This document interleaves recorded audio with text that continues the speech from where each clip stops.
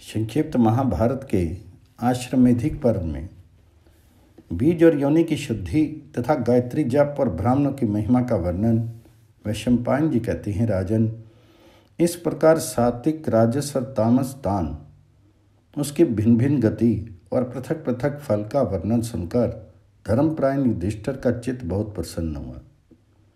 इस परम पवित्र धर्म रूपी अमृत का पान करने से उन्हें तृप्ति नहीं हुई। अतः पुनः भगवान श्री कृष्ण से बोले, जगदीश्वर, मुझे बीज और योनि से शुद्ध पुरुषों के लक्षण बताइए।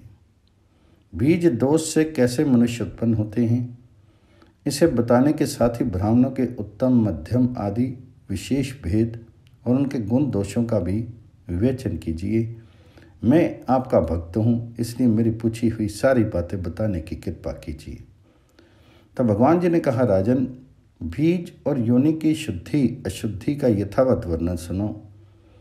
उनकी शुद्धि से ही ये संसार टिकता है और अशुद्धि से उसका नाश हो जाता है।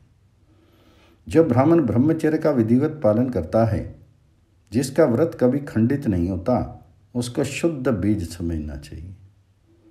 उसी का बीज शुभ होता है।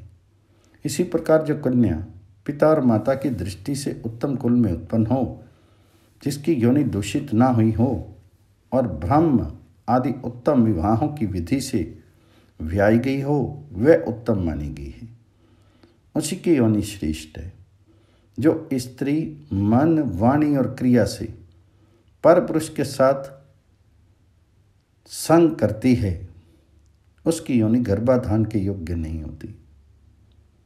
जो पापात्मा पुरुष संतान की इच्छा से व्याभिचारिणी स्त्री को स्वीकार करता है, वह अपनी 10 पीढ़ी पहले की पूर्वजों और 10 पीढ़ी बाद के संतानों को नरक में डाल देता है।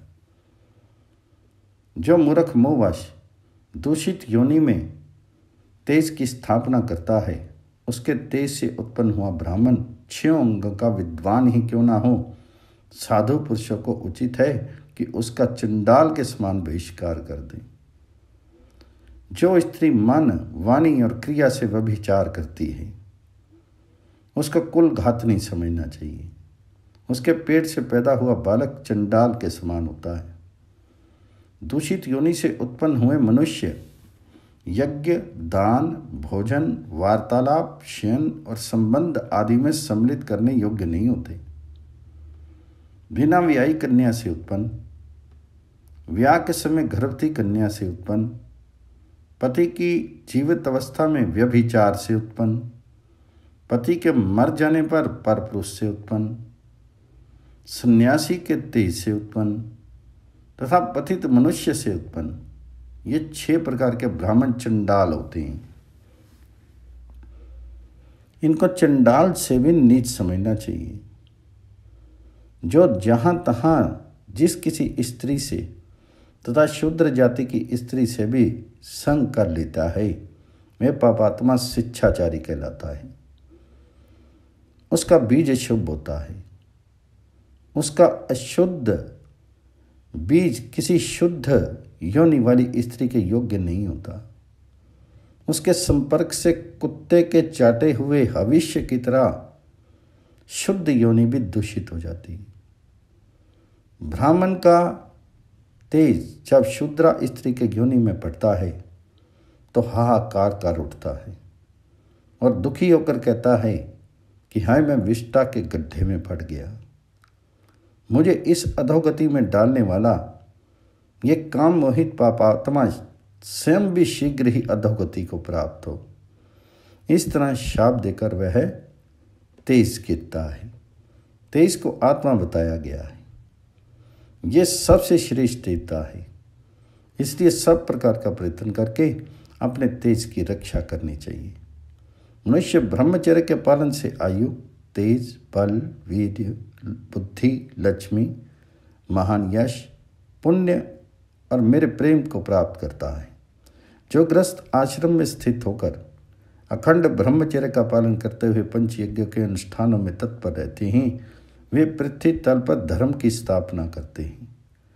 जो प्रतिदिन सवेरे और शाम को विधिवत संध्या उपासना करते हैं, वे वेदमयी नौका का सहारा लेकर इस संसार समुद्र से स्वयं भी तर जाते हैं और दूसरों को भी तार देते हैं। जो ब्राह्मण सबको पितृ बनाने वाली वेद माता गायत्री का जप करता है, वह समुद्र पर्यंत पृथ्वी का दान लेने पर भी प्रतिग्रह के दोष से दुखी नहीं होता तथा सूर्य आदि ग्रहों में से जो उसके लिए अशुभ स्थान में रहकर अनिष्ट कारक होते हैं, वह भी गायत्री जप के प्रभाव से शांत, शुभ और कल्याणकारी हो जाते हैं। जहाँ कहीं क्रूर कर्म करने वाले भयंकर पिशाच रहते हैं, वहाँ जाने पर भी वे उस ब्राह्मण का अनिष्ट नहीं कर सकते। वैदिक व्रतों का आचरण करने वाले पुरुष पृथ्वी पर दूसरे को पितृ करने वाले होते हैं।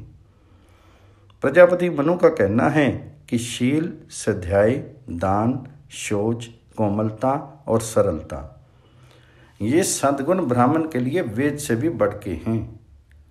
जो ब्राह्मण भूर्भुव स्व इन व्याहुतियों के साथ गायत्री का जप करता, वेद के स्वाध्याय में संलग्न रहता और अपने ही स्त्री से प्रेम करता है, वही जितेंद्रिय, वही विद्वान और वही इस भूमंडल का देवता है। जो श्रेष्ठ ब्राह्मण प्रतिदिन संध्या उपासना करते हैं, वे निस्संदेह ब्रह्मलोक को प्राप्त होते हैं। केवल गायत्री मंत्र जानने वाला ब्राह्मण भी यदि नियम से रहता हो तो वह श्रेष्ठ है, किंतु जो चारों वेदों का विद्वान होने पर भी सबका अन्न खाता, सब कुछ बेचता और नियमों का पालन नहीं करता, वह उत्तम नहीं माना जाता।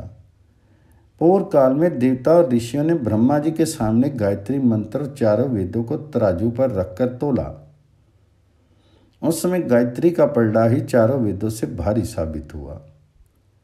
जैसे भ्रमर खिले हुए फूलों से उसके सारभूत मधु को ग्रहण करते हैं, उसी प्रकार संपूर्ण वेदों से उनकी सारभूत गायत्री का ग्रहण किया गया है। इसलिए गायत्री संपूर्ण वेदों का प्राण कहलाती है। गायत्री के बिना सभी वेद निर्जीव हैं। नियम और सदाचार से भ्रष्ट ब्राह्मण चारों वेदों का विद्वान हो तो भी वह निंदा का ही पात्र है, किंतु शील और सदाचार से युक्त ब्राह्मण यदि केवल गायत्री का जप करता हो तो भी वह श्रेष्ठ माना जाता है। प्रतिदिन 1000 गायत्री मंत्र का जप करना उत्तम है, 100 मंत्र का जप करना मध्यम है और 10 मंत्र का जप करना कनिष्ठ कहा गया है। कुंती नंदन, गायत्री सब पापों को नष्ट करने वाली है, इसलिए तुम सदा उसका जप करते रहो। युधिष्ठिर ने कहा, त्रिलोकीनाथ, आप संपूर्ण भूतों की आत्मा हैं, बताइए किस कर्म से आप संतुष्ट होते हैं। तब भगवान जी ने कहा, भारत, कोई 1000 भार गुग्गल आदि सुगंधित पदार्थों को जलाकर मुझे धूप दे, निरंतर नमस्कार करे, खूब भेंट पूजा चढ़ावे तथा ऋग्वेद, यजुर्वेद और सामवेद की स्तुतियों से सदा मेरा स्तमन करे, किंतु यदि वह ब्राह्मण को संतोष नहीं कर सके तो मैं उस पर प्रसन्न नहीं होता। इसमें संदेह नहीं कि ब्राह्मण की पूजा से सदा मेरी भी पूजा हो जाती है और ब्राह्मण को कटु वचन सुनाने से मैं ही उस कटु वचन का लक्ष्य बनता हूँ। जो ब्राह्मण की पूजा करते हैं उनकी परम गति मुझ में ही होती है, क्योंकि पृथ्वी पर ब्राह्मणों के रूप में मैं ही निवास करता हूँ। जो बुद्धिमान मुझ में मन लगाकर ब्राह्मणों की पूजा करता है, उनको मैं अपना स्वरूप ही समझता हूँ। ब्राह्मण यदि कुबड़े, काने, बोने, दरिद्र और रोगी भी हों तो विद्वान पुरुषों को कभी उनका अपमान नहीं करना चाहिए, क्योंकि वे सब मेरे ही स्वरूप हैं। समुद्र पर्यंत पृथ्वी के ऊपर जितने भी श्रेष्ठ ब्राह्मण हैं, वे सब मेरे स्वरूप हैं। उनके पूजन करने से मेरा ही पूजन हो जाता है। बहुत से अज्ञानी पुरुष इस बात को नहीं जानते कि मैं पृथ्वी पर ब्राह्मणों के रूप में निवास करता हूँ। जो ब्राह्मणों का अपमान करते हैं, उन्हें सधर्म से भ्रष्ट कर देते हैं, दूत बनाकर भेजते हैं और उनसे अपनी सेवा कराते हैं, उन पापियों को यमराज के महाबली दूत इच्छा अनुसार काटते हैं। जो ब्राह्मणों को गाली देकर उनकी निंदा करके प्रसन्न होते हैं वे सब यमलोक में जाते हैं। जो लाल लाल आंखों वाले क्रूर यमराज उन्हें पृथ्वी पर पटक कर छाती पर सवार हो जाते हैं और आग में तपाए हुए संडासों से उनकी जीभ उखाड़ लेते हैं। जो पापी ब्राह्मणों की ओर पापपूर्ण दृष्टि से देखते हैं, ब्राह्मणों के प्रति भक्ति नहीं करते, वैदिक मर्यादा का उल्लंघन करते हैं और सदा ब्राह्मणों के द्वेषी बने रहते हैं, वे जब यमलोक में पहुंचते हैं तो वहां यमराज की आज्ञा से टेढ़ी चोंच वाले बड़े बड़े बलवान पक्षी आकर क्षण भर में उन पापियों की आंखें निकाल लेते हैं। जो मनुष्य ब्राह्मण को पीटता, उसके शीर से खून निकाल देता, उसकी हड्डी तोड़ डालता अथवा उसके प्राण ले लेता है, वह क्रमशः 21 नरकों में अपने पाप का फल भोगता है। पहले वह शूल पर चढ़ाया जाता है, फिर मस्तक नीचे करके उसे आग में लटका दिया जाता है और वह हजारों वर्षों तक उसमें पकता रहता है। वह दुष्ट बुद्धि वाला पुरुष उस दारुण यातना से तब तक छुटकारा नहीं पाता जब तक कि उसके पाप का भोग समाप्त नहीं हो जाता। इसलिए ब्राह्मणों के प्रति कभी अमंगल सूचक वचन नहीं कहें, उनसे रूखी और कठोर बात नहीं बोलें और कभी उनकी आज्ञा का उल्लंघन नहीं करें। जो ब्राह्मणों को फटकारते और गालियां सुनाते हैं वे मुझे ही गाली देते हैं और मुझे ही डांट बताते हैं।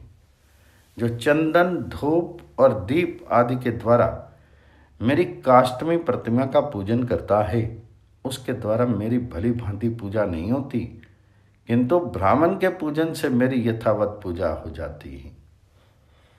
ब्राह्मणों की कृपा से ही मैं इस पृथ्वी को धारण करता हूँ। ब्राह्मणों के अनुग्रह से ही असुरों पर विजय पाता हूँ। ब्राह्मणों के प्रसाद से ही मुझ में दाक्षिण्य आदि गुण मौजूद हैं तथा ब्राह्मणों की दया से ही मुझे कोई परास्त नहीं कर पाता।